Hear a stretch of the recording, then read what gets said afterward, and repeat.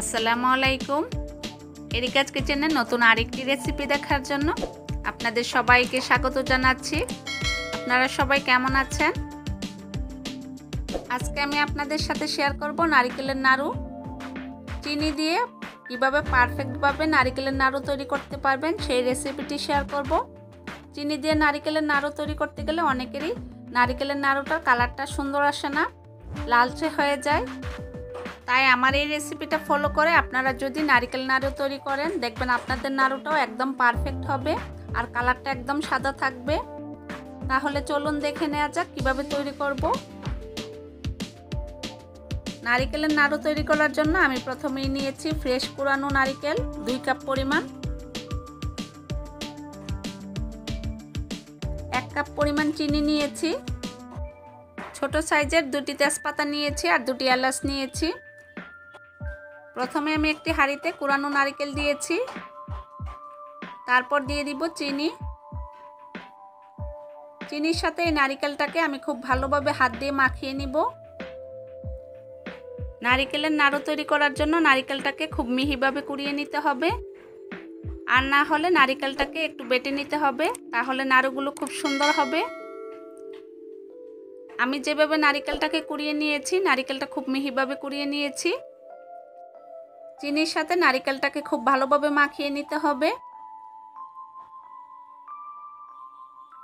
খুব ভালোভাবে মাখানো হয়ে গেলে নারকেলগুলোকে হাত দিয়ে মুঠ করে যখন চাপ দিবেন দেখবেন ভিতর থেকে পানি বেরিয়ে আসছে, তখনই বুঝতে হবে নারকেলগুলো খুব ভালোভাবে মাখানো হয়ে গিয়েছে। এখন আমি দিয়ে দিব ঘন লিকুইড দুধ 1/2 কাপ পরিমাণ, তেজপাতা দিয়ে দিব আর দিয়ে দিব এলাচ। এলাচগুলোকে আমি একটু ফাটিয়ে দিয়েছি। হাঁড়িটা আমি চুলায় বসিয়ে দিয়েছি আর চুলার আঁচটা একদম লোতে রেখে নাড়ুটা তৈরি করে নিতে হবে। চুলার আঁচ বাড়িয়ে নাড়ু তৈরি করা যাবে না, তাহলে নাড়ুর কালারটা নষ্ট হয়ে যাবে। অনবরত নাড়তে হবে।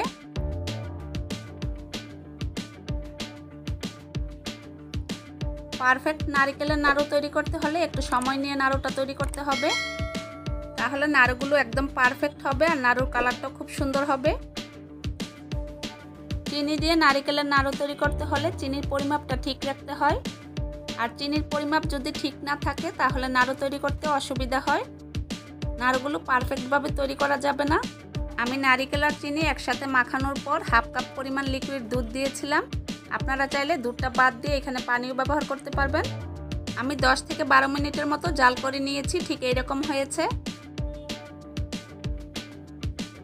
এই পর্যায়ে চুলার আঁচটা একদম লোতে আছে আর অনবরত নাড়তে হবে, নাড়া বন্ধ করা যাবে না, তাহলে নাড়ুর কালারটা নষ্ট হয়ে যাবে।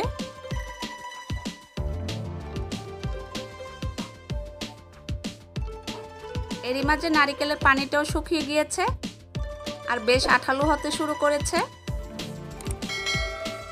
এই পর্যায়ে আমি এলাচ আর তেজপাতাগুলো উঠিয়ে ফেলে দিব।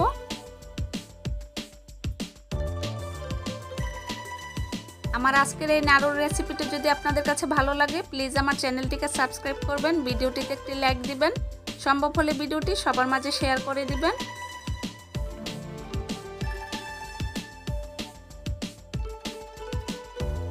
নাড়ুর মিশ্রণটা প্যান থেকে সহজেই উঠে আসছে, দেখুন।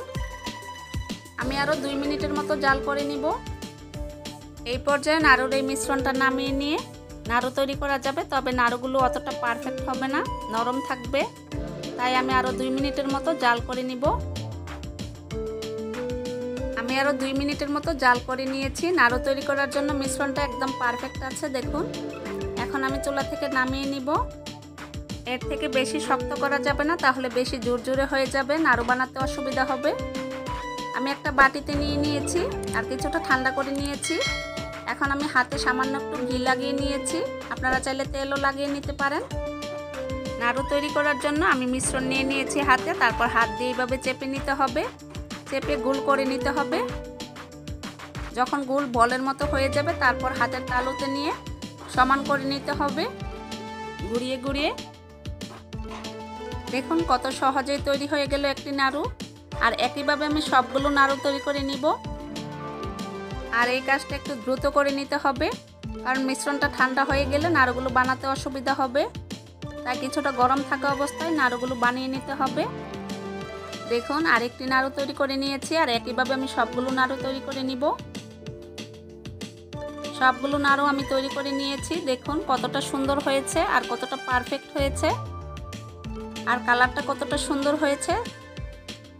আশা করছি আমার এই রেসিপিটি আপনাদের সবার কাছে ভালো লেগেছে।